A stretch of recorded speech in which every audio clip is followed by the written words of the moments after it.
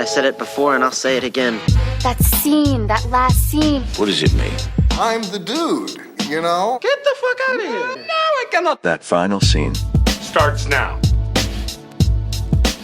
Hi everyone, we're back with the That Final Scene podcast. My name is Sophie and I'll be your host for the next hour or so. And I'm glad to confirm we have the full crew back, Ben and Simon. Hello. Hello, hello. Simon, you're going to tell us all about your Glastonbury adventures. But first, I want to introduce our very special guest that we're honored to have with us today in person. Actor, director, producer, and founder of the South London Film Festival, Kyriakos Georgiou. I'm going to say that in Greek, but please introduce yourself properly. So Kyriakos Georgiou for the Greek listeners, but Kyri for short for those who get mixed up with the letters. It's nice to have you, dude. Thank you so much for having me. Amazing. We're excited to dive into all things film festivals and indie filmmaking with you today. On this episode, we're going to talk about The Long Goodbye, Riz Ahmed's short film that won the Oscar last year, and more specifically, break down its final scene. This is a short that premiered to your festival last year, so really keen to get your insights on that. But first of all, let's start with what we usually do on this episode, which is what have you guys been watching these past few days? Simon, I feel like you have been watching a bunch of drunk Brits throwing up in muddy tents over the past few weeks. But That's true. I'm conscious that I don't want to be like a Glastonbury wanker and please go on. wank on about it. But it was good. Saw lots of good bands, lots of campfire action. What does that mean? Campfires. You know, Okay. when you sit around a fire. All right, and you okay. just have a nice chat. No, just knowing you, I thought it could be something different. For Sophie, I tried to enjoy Kendrick Lamar, but I just couldn't get connected to the music. Like, it didn't do anything for me. To be fair, I saw him live 6 years ago at Reading, Yeah. like 2015. I can't count. 7 years ago. And I thought he was really good back then. I don't know what has happened to him since. I thought he was good. I thought of the headliners, I thought he was cool. the best one. I watched them on the Beeb over the weekend, and I thought he was of the three. He was probably the one I was most impressed by. Just because once you've seen McCartney live, you've seen that set like a million times. He doesn't change it. He does the same thing every time. Same with Billie Eilish as Yeah, well. and Billie Eilish's one, I was a little bit like, I was talking to somebody about it today, and actually I kind of agree with what they were saying, that it kind of feels like she's a little bit burnt out. Like she's been touring, she's been like releasing albums and touring nonstop for like the last 6 or 7 years, and she's only she's like 12. 19 or something like that. So yeah, I was a little bit like underwhelmed, and she didn't do the Bond theme, which really pissed me off. I was literally waiting for the whole thing. I was like, we're gonna get to the end, and then she'll bring out Hans Zimmer, she'll bring out Johnny Marr, it'll be amazing. Then she didn't do it, and I was like, oh, Thank God. well, fuck off. Oh, how dare you? That Bond thing was fantastic. I was actually working in a bar, so it was an extra hardcore Glastonbury because we had to work in the bar. Oh, you did and the then- volunteering thing? Yeah. Oh, nice. So you had to do an 8-hour shift, and then you could go out raving afterwards. Wow. So shout out to all the Park Bar C rotation crew. I've actually watched some films. I watched Rocky Horror Show. Love it. Love it. And I watched Broken Flowers, Jim Jarmusch. I don't think I mentioned that last time, did I? Bill Murray. Yeah, Bill Murray. Yeah. Nice. Ben? So we can't talk about every episode about watching The Boys, but obviously Yeah. we watched Hero Gasm and it was really good. Yeah, it was fantastic. I went and bought The Batman and No Time to Die on DVD, so I watched both of those. One of those made me cry. Which one? I'm not going to tell you. And You have to, you know that. of course it was No Time to Die. I cried like a baby when I saw it in the cinema. I cried again. I read a really interesting article on the South London Film Festival website about films to see before you watch it. Completely agreed with every single one. I thought it was perfect. Die Another Day was on the list. I'll tell Joe about that. Please tell Joe, he was Just to be right. clear, nothing touches License to Kill. License to Kill, I think, was on the list as well. So That's don't like worry. the mega drug lord 80s one. Yeah, with Timothy Dalton. Yeah, with Timothy Dalton. Yeah, it's fantastic. incredible. And then I've watched some Riz Ahmed stuff. So I didn't watch all of Four Lions. I watched a bit of it. The Long Goodbye was a bit long. Yeah. So yeah, and It's of a long course, 10 minutes. watch Rogue One. You know, I had to watch his big Star Wars debut. I feel like it's the best Star Wars film from the new ones. Yeah, oh, definitely. It's the one that you could just watch it on its own. You don't need to have seen Yes. any of the rest Could of I Star watch Wars. it? Yeah, you could watch it. And you'd probably you might enjoy it. Just because you don't like all that fantastical stuff. But yeah. So yeah, watched quite a lot in this last week. And trying to find Dogma on DVD, which I will find eventually. Is About that the later. film with Alanis Morissette in? Yes, Alanis Yeah, Morissette's yeah. in it as God. Kyri? So yeah, I've been watching a lot of stuff actually. We've been preparing for a special event for the festival. So we've been looking at lots of stuff to do with LGBT. So lots of different types of films. But in my own time, it's funny you mentioned with Rogue One because I'm a huge fan of that. I do think I grew up with a generation of the prequels. Thank so you. But what was Thank interesting God about you're that, here. when I saw Darth Vader when I was younger, I wasn't that afraid of him, because it just looked very, wasn't very to man with a bucket in his head.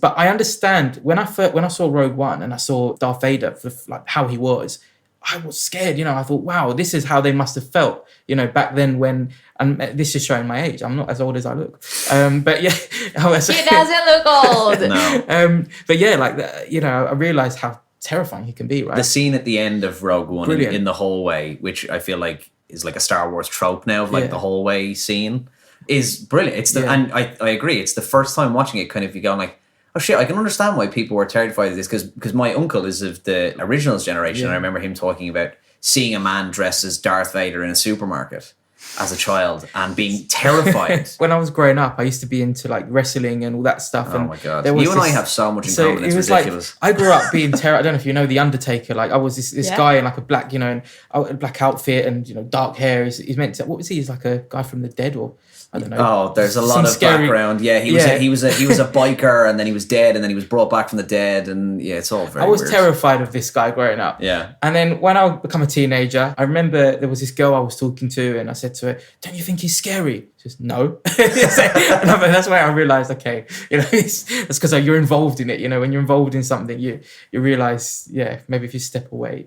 But in regards to stuff I've been watching, I mean, shout out to Paramount Plus. I've been watching the new South Park features. I don't know if you've seen them. Brilliant. Like it's No, a nice way to. I've There was seen them, yeah. there was the ones features about COVID, and it's the boys, but they're older, so they're grown men, and it's set in the future, and they make sure it's set in the future. I do want to check out Paramount Plus because they've got the Halo series Yeah. on there. I really want to watch that one. Cool. Well, very quickly, I just want to call out a couple of things. So, The Umbrella Academy. Have you guys heard of it? I haven't watched the latest season yet, though. I've heard it's. Have you seen the first two? Yeah, I watched the first two. Right. Yeah. So The Umbrella Academy is like a Netflix. It's my kind of like dopamine show. It's not perfect, but you just go back to it because it makes you feel all fuzzy. It revolves around a dysfunctional family of adopted siblings that have superpowers and they reunite to solve their father's death, like the mystery that's around that. So since season 1, things have changed, but I don't know, I just love every single character in that show. And Simon, season 3, out of nowhere, Mrs. Doubtfire. crystallized. No one's on the run, Simon. Oh, okay. No. Crystallized by the XX. Oh, drops out nice. of nowhere. And I'm like, Love it. I'm gonna lose my shit. Like it was such a good, it was so well done. So, and then very quickly, I know we talked about this before starting recording, but I watched Elvis last week. Thumbs up. Did for his me. hips make you go crazy as all the adverts seem to make out? Because it's all just focused on his hips. What I'm going to say is that I'm officially jumping on the Austin Butler Oscar buzz train. That's what I'm going to say. Well, I'm not a massive Baz Luhrmann fan, like Romeo and Juliet, Moulin Rouge, like The Great Gatsby. There are things that I like about these films, but also he's a very particular kind of filmmaker. And I know we're going to talk about filmmaking in a bit, but the film has received very mixed reviews because it has such a distinct identity. It has like crazy cuts and like insane transitions. Like you need to be in that kind of mindset because otherwise it can be perceived as very fast paced and you're like, oh shit, I need to catch my breath for a second. So it's very like you have to be tuned in. But there is something to be appreciated when it comes to like original filmmaking. Like, when you see something authentic and you're like, I'm seeing there's a vision here. So I can either like choose to begrudge my way through the film or sit back, relax, enjoy it for what it is, even though it's not my traditional cup of tea. The one thing you can say about Luhrmann, I think, is that no matter what the film is, if you didn't know anything about the film and you put someone in it, you know it's him. I heard that there was a 20-minute standing ovation. Or was I hearing Yeah, that? In Cannes Film Festival, It's, yeah. doesn't it has one of the longest like standing ovations I think Cannes has How had. can you mental, clap for like- 20 minutes? You can't clap for 20 minutes. I feel like that's fake news, but it's true. Yeah. It's also true, but it's like... It just takes 20 minutes for everybody to walk out as they're standing to try and get out. So that's what they count it But as, your palms go numb. I mean, I feel like you can't. You're right. Like Sophie has the last word on the applause. I would do like a 20-minute standing ovation for Austin Butler's performance, which is, as I said to you guys earlier, I feel like it's the best male performance that I've seen in a leading role this year so far. He doesn't just embody Elvis, like he is Elvis. Like in every single scene, it's like, it's so hard to show like groundness and like humanity and emotion behind that kind of like crazy costume and makeup, but he somehow pulls that off like so beautifully. I was very moved even towards the end. He just, chef's kiss. On the other hand, Tom Hanks, his worst performance to date. But it's interesting because the Austin Butler's one, like when with any kind of biopic, it's a really hard line between impersonating the person and kind of inhabiting the person. And I haven't seen the film yet, but what I've heard about it is it says that Austin Butler inhabits Elvis and Tom Hanks is very much a kind of a weird kind of impersonation of Colonel Tom Parker. It's a and you kind of see the caricature. two differences there. Yeah. Yes. Yeah. It's almost like Butler can step into Elvis's shoes and you can kind of tell the authenticity in there. And then Tom Hanks, like an imitation, which is what acting is all about. You have imitation and then you have like literally embodiment, right? Did he go for? It's I mean, a maybe controversial Austin, thing, that isn't it? Is it? Yeah. maybe he went for Some method. people don't I even know. like calling it method. Yeah, now. yeah. there's, Why? What's wrong with method? I think people don't like to refer to it as method because the term method has gotten negative connotations in recent years from like the Jared Leto sending rats to his co-stars as the Joker kind of thing. Whereas other actors, people like Christian Bale, they don't really call it method because it's not. It is just like it's performance. And this idea of method is something that's gotten a bit of a bad rap recently. I don't know. Yeah, there are a lot of polarizing opinions on that because you're right. Like Jared, Christian Bale, and like Daniel Day-Lewis, they've taken method acting way too literally. The guy from Succession has been the really big example because obviously there was the New York Times article about him last year in which they kind of painted him as like an obsessive when actually then everybody else has come out and said, no, he's not an obsessive. He's really committed to it. He doesn't treat people like crap. He doesn't treat people like Kendall treats people, but he just inhabits that. You know, he wears the clothes and he kind of has that attitude. It doesn't mean he's a dick to people. Like, I think the thing is people have used method acting to excuse kind of being a dick for a while. I think there's also this misconception with it as well because, I mean, when I was studying acting, you know, a lot of it was about like Stanislavski and learning about, you know, all that sort of stuff. And I think, especially with the whole Heath Ledger thing, I think audiences who may not have the experience in that field of work are obsessed with this idea of Heath Ledger and what happened, and it just makes a good story, doesn't it? You know, like right. Jared Leto sending rats to his coat, you know. But how much of it do we know is actually, you know, once they take their clothes off and their outfit, you know, are they the same? Or it sounds like a good story, you know, but you know, was he the Joker at home? Who knows? You know. You're right, and I think it's also the concept around acting is still like a profession. At the end of the day, like you don't have to be a dick to people, especially in a professional like workplace, in order to bring your art to the table. I'm vastly paraphrasing, but I remember this kind of quote from John Cassavetes where he said something along the lines of, yeah, you can do the whole method acting thing, or you can just show up and act.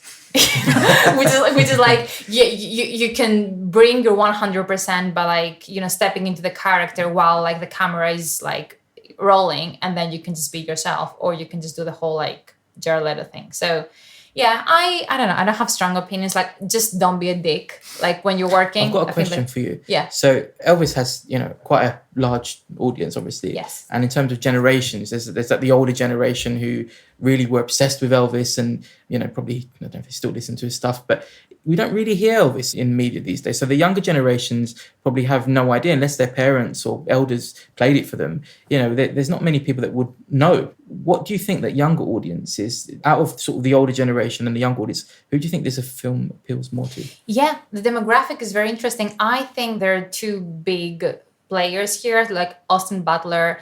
I don't know much about him, but I know he dated Vanessa Hudgens for a while. So like he's like prime MTV star. Is he not still dating Vanessa Hudgens? I don't think I think they not. broke up ages ago, but like he has that kind of like Gen Z crowd from dating her, and I think someone like her potentially. So I think that's how they were able to draw like a younger crowd through him in a way. And then you have Tom Hanks, which is like America's Sweetheart, which I feel like you see Tom Hanks and you're like, okay, well, I'm gonna go see that film. But I don't know whether, Simon, you have a better insight in terms of like what is Elvis Presley's like legacy in that kind of younger generation, how he's perceived. The one thing that I did like, which is again, it's a Lorman thing is that you have a lot of modern music in, like, some people are gonna hate that, but I actually like that. I don't know, there was like a Doja Cat in that. Like, for me, it's interesting. It's like you don't expect that, and like in the world of like, I mean, we're recording this in 2022, where you have like 25 biopics coming out every single year. 90% of them are going to be nominated for an Oscar. Like, if you want to do another fucking biopic, you might as well do something interesting with it. And for me, Elvis brought that kind of like interesting angle. But yeah, like from a younger generation, I feel like Hanks and Butler are going to be the main draws rather than Lorman himself. On the face of it, I just don't think it's very attractive to young people. I don't think it would be a big draw. Yeah. I think. In terms of cinema going public, you might know this, Sophie. What's the split of age ranges that tend to go to cinema nowadays? Well, you might know this, Kyri. Is it older? And is that why they're skewing these films to older? It's a good question. It's really hard to tell because since the pandemic, it's skewed the statistics. But definitely, it is younger audiences are less in favour of cinema. You know, and I mean, and it's interesting what you were saying earlier about the Marvel sort of dominating the industry. I think there's more of an interest in independent film now because they've been dominating for so many years that people are tired of it. They've been rinsed. Yeah, you know, and then once you see, you know, all these huge movies and you think, you see something like, say, you know, we'll talk about it later, longer, but when you see these independent shorts or features that have their own voice, people who like maybe spark an interest in film because, you know, they've experienced Marvel, experienced these things, they realise, whoa, there's a bit more there. What's this? It's a movie. No! Oh, I liked it. No! Can I say something? No! I don't get it. What don't you get about it? Cool. So why don't we move on to our discussion with Kyri? So what's your story? So I grew up in South London. It's somewhere I've been, you know, always passionate about, you know, doing something creative. My dad was really, really into film. He loved movies. In fact, sometimes it was a bit inappropriate because, like, I remember when I was really young, he said to me, "You need to check this film out. The Sixth Sense is fantastic." And I know your listeners, I don't want to give spoilers, but I don't care anymore. It's so old. If you haven't seen it, you know, go and... It's the final This scene. is To spoiler spoil this podcast. podcast is Go, spoilers. go. But I watched it, and you know the opening where he gets shot, right? And he's sitting on the bench. I said, "Dad, is he dead?" And he said, "Shh." And that's like, I got it straight away. And then there was that scene with the mum in the kitchen. I wouldn't go upstairs on my own. I did someone in the bathroom with me when I go toilet. It was just, I ruined why did he show that to me? You know, I never understood why he did that. But there was another time where, again, living in South London, people do really naughty things. And I was with my mum one day. We were coming back from a family event. I don't know why, but someone shot, I don't know if it was a BB gun or, you know, the metal bullet, I don't know what they're called, shot my back of my mum's car window, and it, like, you know, glass shatters and it's all sort of stays together, but it was shattered. Splinters, and she was driving very, very slowly, and I was in the back scared, and the bang, it was so loud, you know. And You were in it? I was in the car, Oh, right. yeah, and it's South London, right? And then we got home, and obviously my dad had come out, and she said, "George, look what's happened. You know, someone's done this. Someone shot the car. I can't believe it." And he came and said, "You know what? I just watched Titanic. It's fucking brilliant." And I said, "You need to go watch it. You need to go watch it, Marie. It's fantastic." And I was thinking, like, look, the car, you know.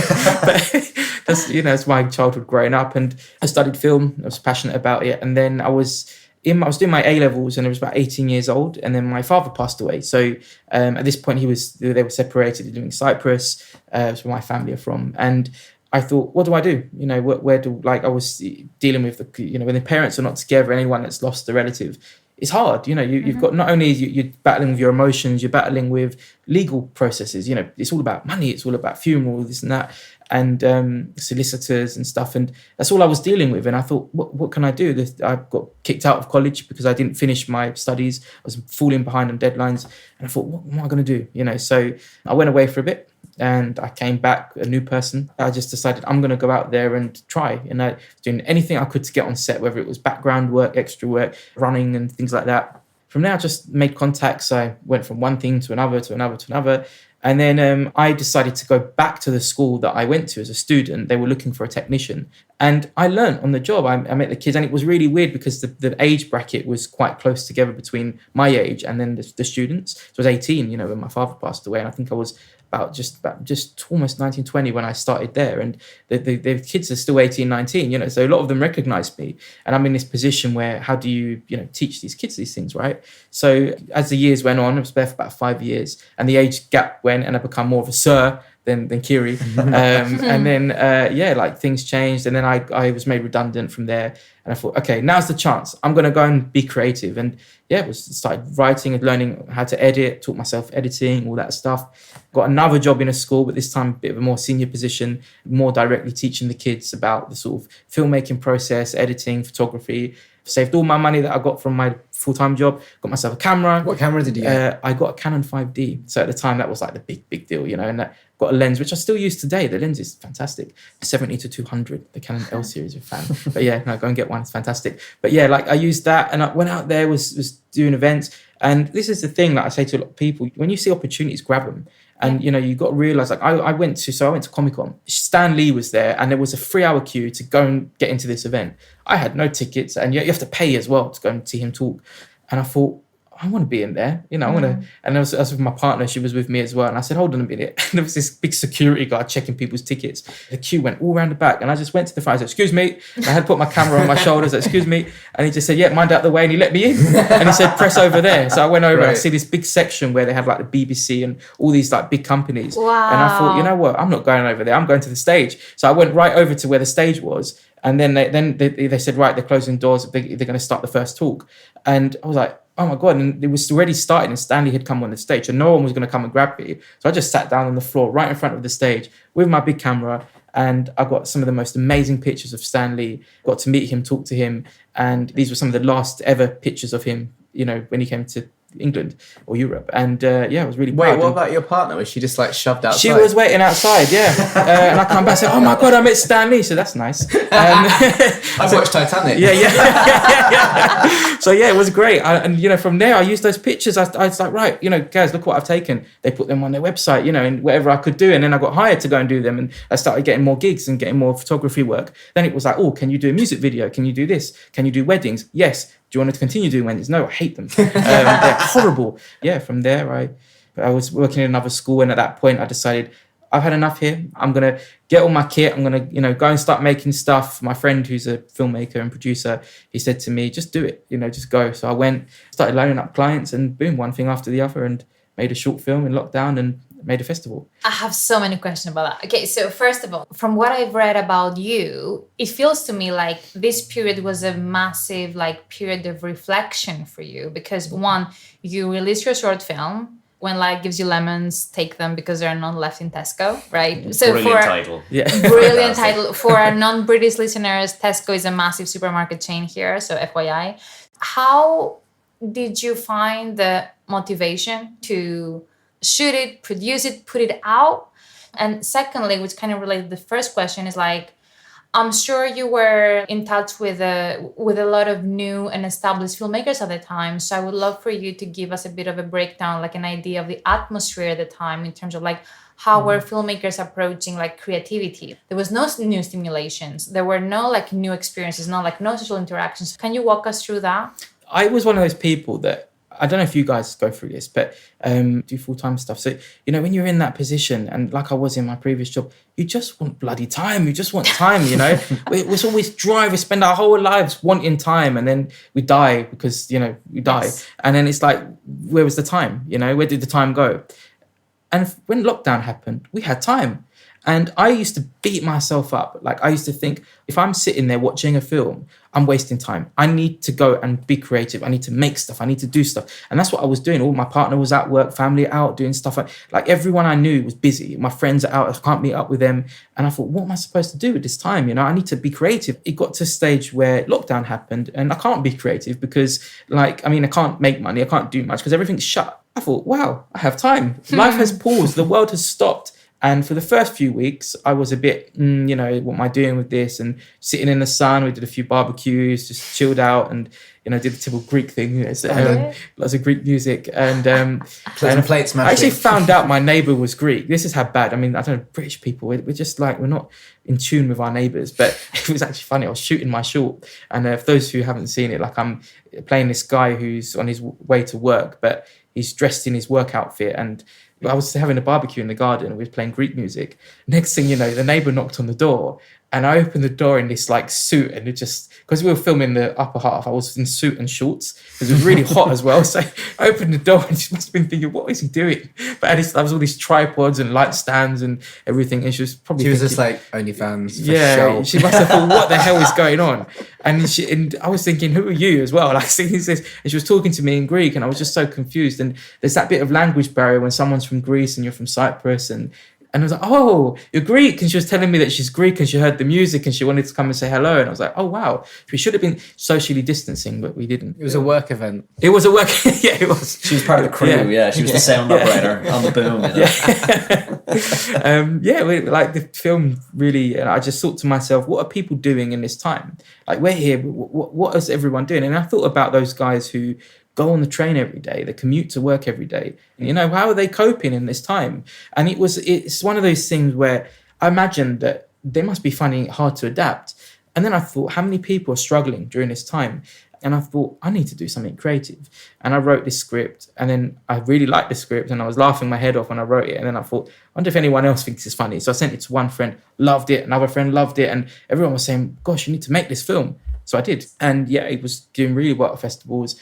And I realized that when my film was being successful, it was getting selected this country there, that country there, and it was getting awards and things like that. And I thought, I need to like now give a voice to others, because there was some festivals, I'm not going to name them, but this is my experience as a filmmaker. There's millions of festivals out there. And I thought, what do I do? What do you submit to? How do you know what's legit? And then, you know, some of them, like, you know, you submit to them. There are many scams out there. Yes. Yeah. I can't say who. Yeah, please don't name them. But like, there are a lot of scams. People need to be very careful. Yeah, you have to be really careful. And I realized that no one knows, you know, and there's lots of like, you know, particular ones where you submit and then you've got to get your friends to vote. And I realized I want to have my own say, you know, I want to say what I think is good out there. Yeah, like I just set it up and people were just following it, and all of a sudden it was just blowing up, and people were like, you know, really proud to have something from South London. And I thought, wow, you know, this is amazing. And Rain Dance, within 3 months, when I started it, I said, one day we'll be like them. Within 3 months, we partnered with them. Wow. That's a big thanks to David Martinez, who's the producer, and Elliot Grove, founder of Rain Dance. They really looked after me, gave me some advice. I had a session with Elliot who gave me really good tips and advice.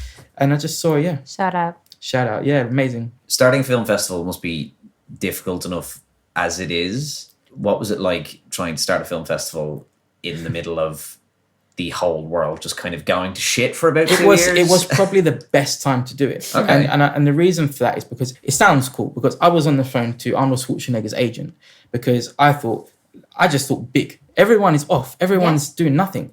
And Arnold Schwarzenegger is doing nothing right now. So let me try and see if he was my hero growing up. I watched, you know, all these films and I thought, I want to get my heroes, right? And we managed to get an interview with Mo Gilligan, who's a comedian from South London.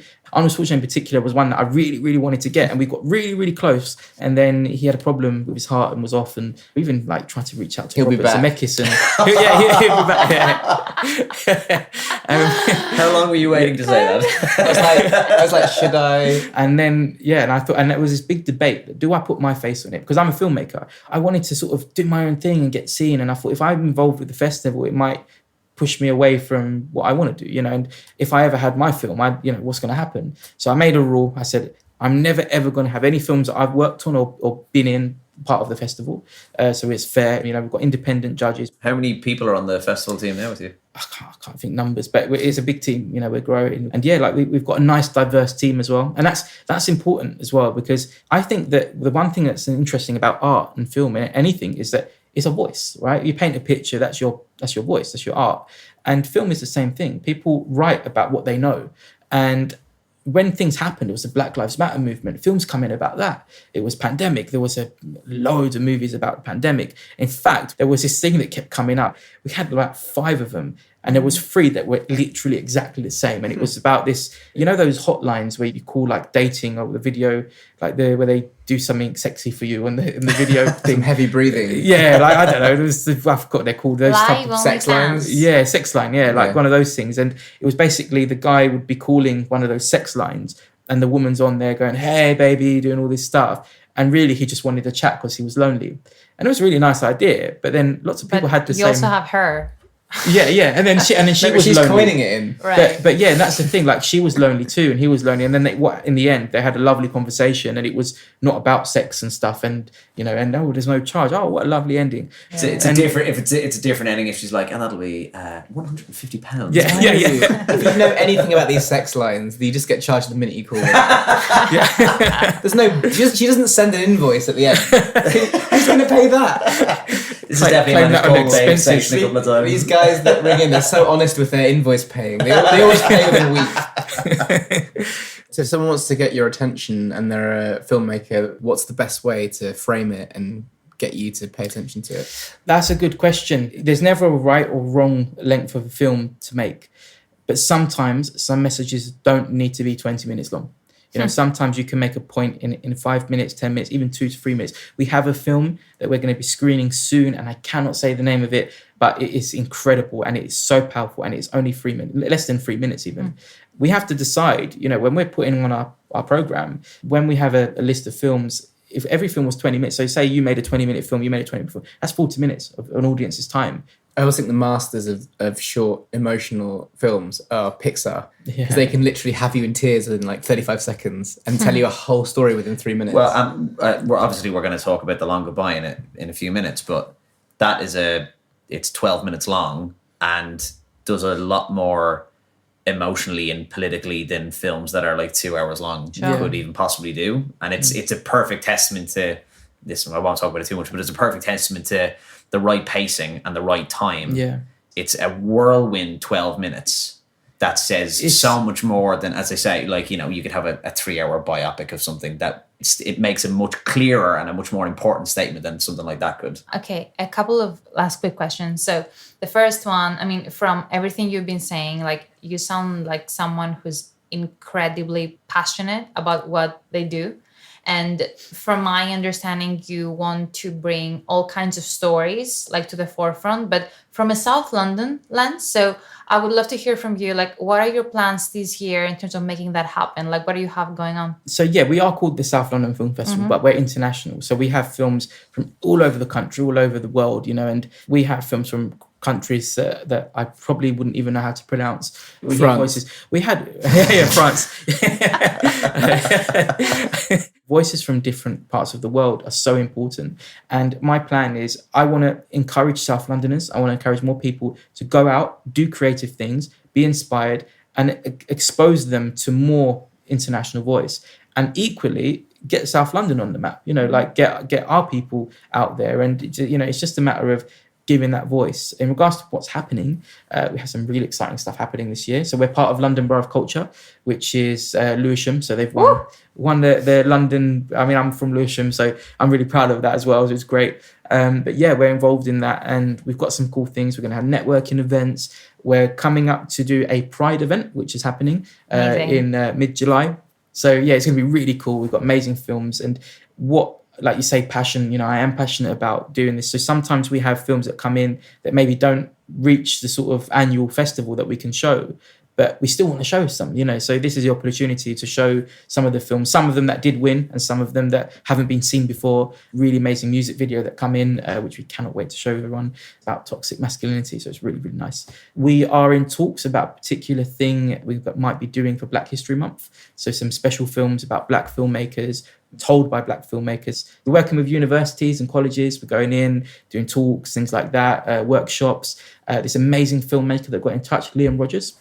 He made this short film called London's Forgotten, and it's like a poetic short about knife crime. This is more about the victims and about the path they take. And it's a very poetic style short. So in a way, sort of experimental, but not. So yeah, we're going to be screening his film in October, I believe. Then we're going to be touring schools and hopefully, talking about this, working with organisations to sort of raise awareness, bring works, and hopefully get this stuff in curriculums, because why not? Let's push for that, right? Amazing. And we're going to have all of this info in our show notes as well. So you better send me all that stuff. We do have a lot of filmmakers from London listening, but we also have a lot of filmmakers outside of London who are. Yeah. So in terms of how they can get involved with the festival, because I believe submissions are open, correct? Yeah, submissions are open pretty much all year round. So when they end, we just open them again. Just check our social media. We'll say if they're closed, or the website will we'll put it up so it's closed or open. But back to Liam and his short film about knife crime, he reached out to us. He reached out to the festival and said, hey, I've got this idea about, I want to do this film. I've written it, got a team. We need money. We need to make this happen. Obviously, I wish I had the money to give to people, but we don't. We're a non-profit. But what we can do, we have an audience. So we did a crowdfunding Q&A. We talked about his film, what his plans are. We're also friends with Greenlit. They're amazing for doing crowdfunding. They focus on film. So we got him in touch with them and set them up. But there was a particular person called Marie who was in there. She was just writing notes throughout the thing. And I was looking and I thought, it's really interesting. It's really passionate. And at the end, she had I think it was 2 pages of notes of what I was saying. And I thought, that's really good. It's really amazing. And at the end, I said to Liam, you need to keep people like that. People who are passionate, that are hungry, that really, really want to help. And that's the people that will go far in this world, in this industry. Let's wrap this up with your personal project, because you teased it quite nicely. What is it all about? So I am planning to make a TV series. Just to give an idea, as part of research, one of the things we're doing, we're watching lots of comedies. Peep Show, In-Betweeners, Fresh Meat, Only Fools and Horses. These are some of our inspirations. This is the route we're going down. Oh, that's so exciting. It's cool. Yeah. I'm so looking forward to the festival and all of the events that, you have coming up. Please invite us to every single one of them. Yeah. Thank you. Cool. Let's take a quick break, and then we're going to come back for our final scene. Oh, look, a message from our sponsor. G.I. Jane 2, can't wait to see it. Nah, yo, hold my poodle. Hey, yo, what's up? Y'all got a problem? Y'all want some of this? Without much further ado. Here we go again.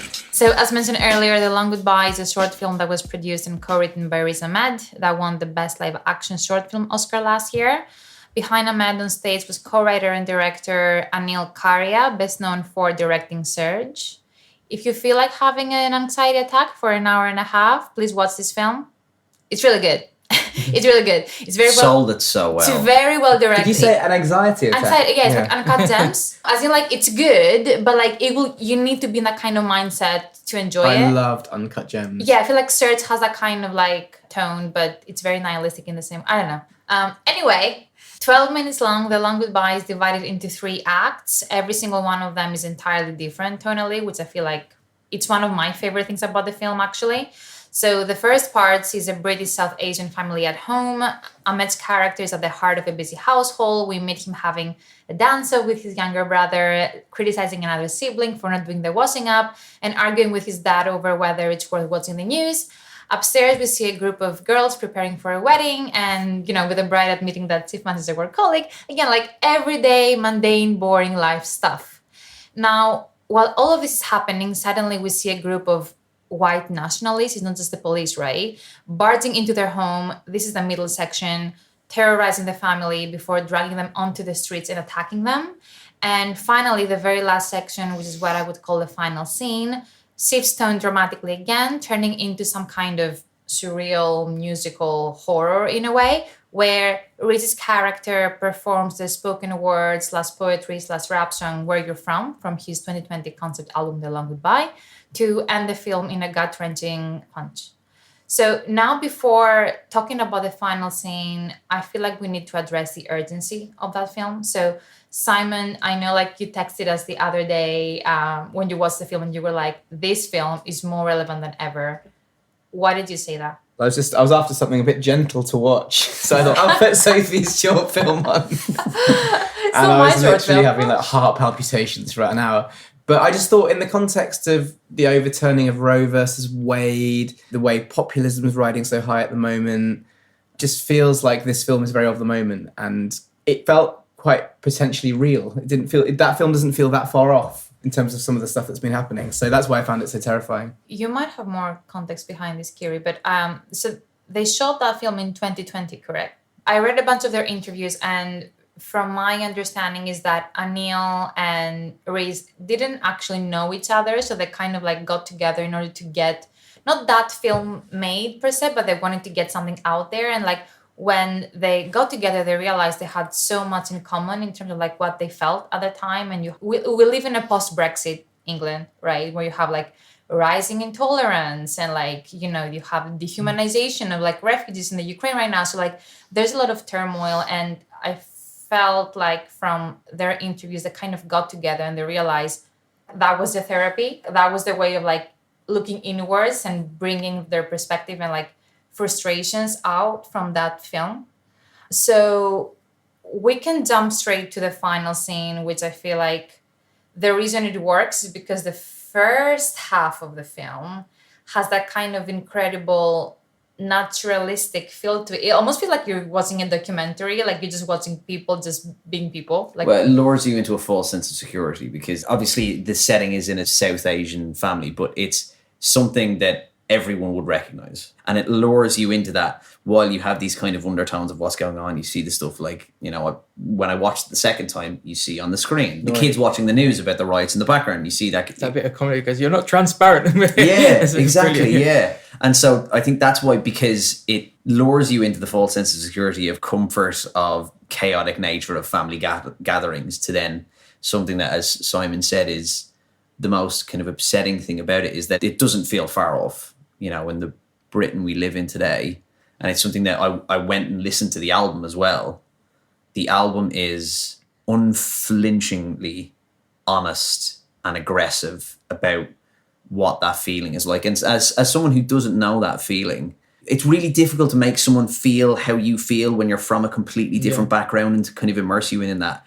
And The Long Goodbye does a great job as Aneil Karia, but then just his music in general, like the opening track in The Long Goodbye is called The Breakup. And it's the pretense of a breakup with a girl called Brittany, and it develops into, it's a breakup between his culture and Britain. And it's like, not to get like all sweary, but it's fucking incredible. Like, it's fucking brilliant. And the film does that. His monologue at the end, I don't really know what to call it, like a monologue or kind of his rap, or like it's poetry. It's unflinchingly honest about the fact that what happens in the film is something that, unfortunately, it feels like we're not that far off.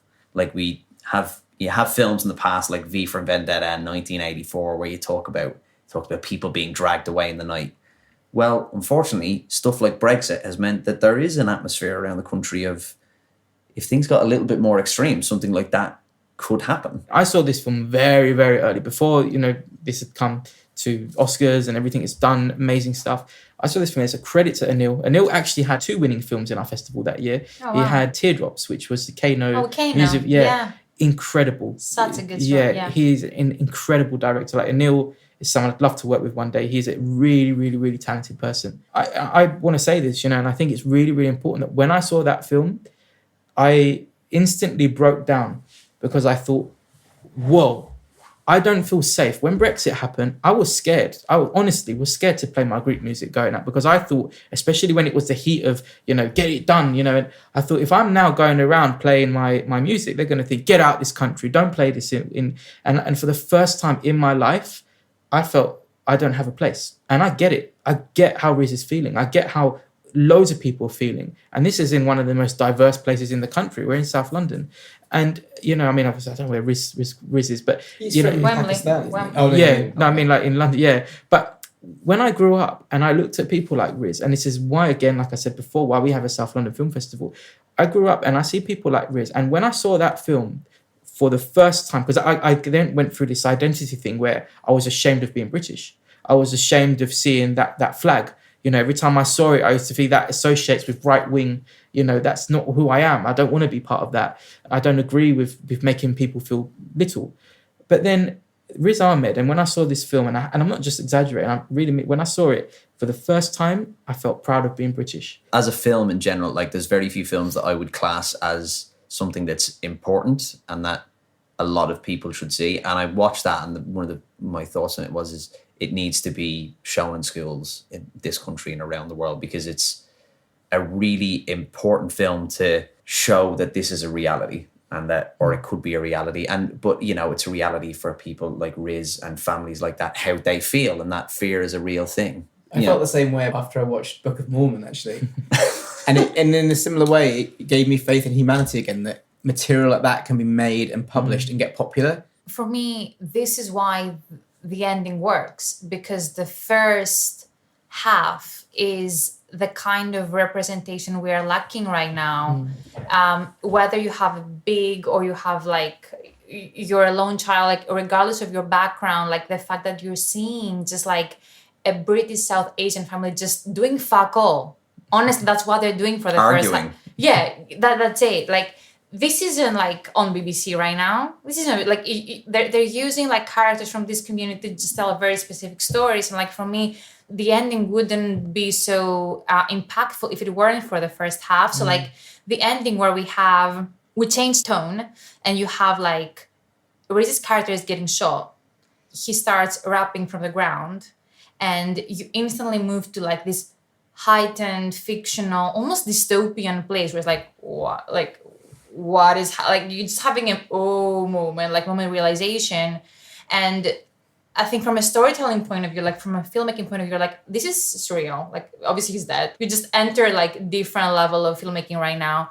But to go back to your point, Kyri, like even for me, like even though for many people that seems dystopian, that seems unrealistic, for immigrants, for refugees, this isn't a dystopian scenario. Like this isn't a very real, like nightmare scenario. Like I know, like to kind of relate on the Brexit stuff, like I moved to London 2 weeks before Brexit happened. And when I learned the news, I was like, interesting. So how does this change my worldview? And I remember, obviously, like Simon, like you were one of the first people that I got to meet, like when I moved here. And I just remember, because I knew like Brexit was this kind of like imminent cloud on top of me. I remember feeling very wary about getting comfortable, making friends, settling down, buying my own place. Like it took me like a decent amount of years to create that sense of security around, to be like, okay, this may just be it. But like I remember having nightmares of like getting booted off my flat. Like one day you're in, one day you're out, because laws. Like let's see what happened with the abortion. Like, you know, like one day you're allowed to do something and the next day you're not. So like we're taking all of these things for granted. And like I feel like this is the kind of message that the rap / poetry ultimately does to you from a filmmaking perspective. Even when you were describing it, I started feeling really upset thinking about it. Because I remember it's the horror. That is horror. That You is feel every word. Yeah. I don't know about you guys, but the bit that really got me was when the policeman gave him the thumbs up. Yeah. That I found that. Yeah. I know. And then the second bit was when he was shouting for help to the people in the window in the next house along, and they just were looking. Stand there. And it really reminded me of This Is England. Have you seen that? Yeah. Yes. And the scene where the boy gets beaten up. No one's allowed to do anything about it. And they let this kid get terribly, probably beaten to death. I can't remember. Yeah. And it was a similar feeling that I got from that. Yeah. One of the interviews that I saw from Riz on the film, because you mentioned This Is England, he said, "This is England too." Yeah. I mean, that's the meaning behind The Long Goodbye. Like, this is England too. What made that film so strong and why we care so much about it is because those characters were real. They were real people. It's funny because I was terrified in Terminator growing up, because the second one in particular, you can't kill it. You know, this thing is like, whatever you do, it's just like there.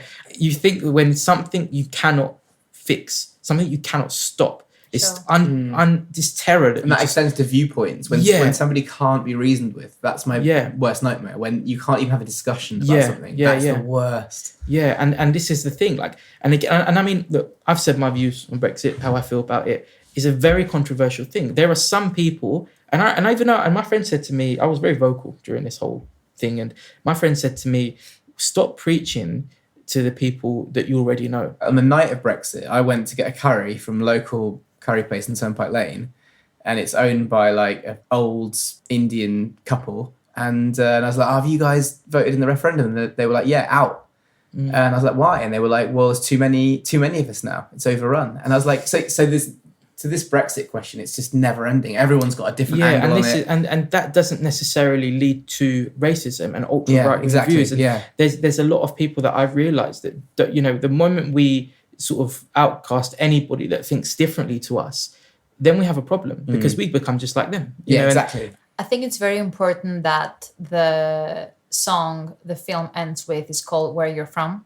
Yeah. And it goes back to your point, because it's a question that like most definitely you and I have heard a million times. Like and it goes back to his exact lyrics in that song where he's like, where you from? No. Where you really from? Which is it's a question that you've heard a million times, which, if I'm honest, I have no problem answering. Like, if you ask me where you're from, I have no problem telling you. But it's the tone of the delivery sometimes that you know what it implies. one of the lyrics is, you know, you ask me where I'm from, well, I don't know, you're going to have to give me a map. And it's this thing, as you say, you're not asking me where I'm from because you know the answer you want me to give you. You're not asking me if I'm from Brixton, or I'm not asking if I'm from Lewisham, I'm from Tottenham. You're asking me, where do I look like I'm from, not where are you from? And it's where you want to go with that question. Where you want to go is, let's establish a territory here.